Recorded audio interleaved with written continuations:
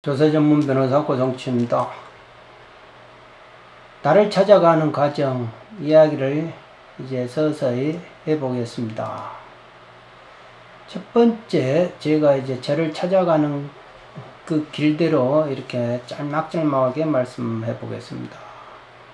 처음에 제가 저라고 인연이 됐던 거는 20대 후반일 겁니다. 군대 막 나오고 나서 30이 안 된 시점에서 경주 기림사에서 단전호흡을 그쪽 암자에서 스님 세 분하고 했던 게 그게 인연이었습니다.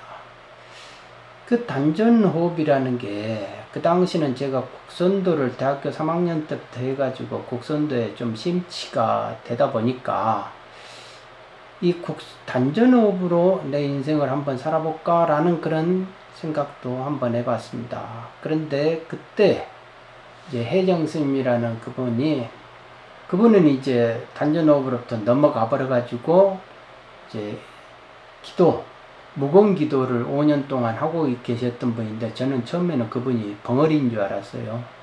나중에 알게 됐지만은 이제 그분한테 내 고민을 말씀했더니 그분이 하는 말이 저랑 갑진생 나이가 이제 엇비슷한데, 그분이 이제 저 먼 산을 쳐다 이렇게 손가락질하고 이 단전 쪽에다 이렇게 블록 이렇게 말을 하고 이렇게 하더라고요.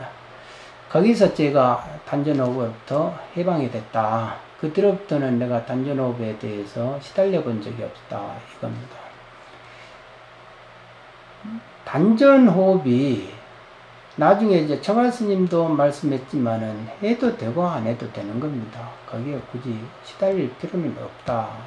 근데 단전호흡을 하게 되면요, 자꾸 이 몸의 변화가 아주 심해지거든요. 그러니까 이 몸의 변화는 빨리빨리 와요. 그런데 사람이 그 경계에 걸려가지고 자꾸 그런 이야기를 많이 하게 됩니다.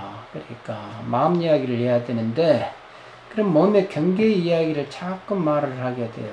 그러니까 해도 되고 안 해도 되는 이야기들에 너무 심취해가지고 거기에 탁 걸려버린다 이겁니다.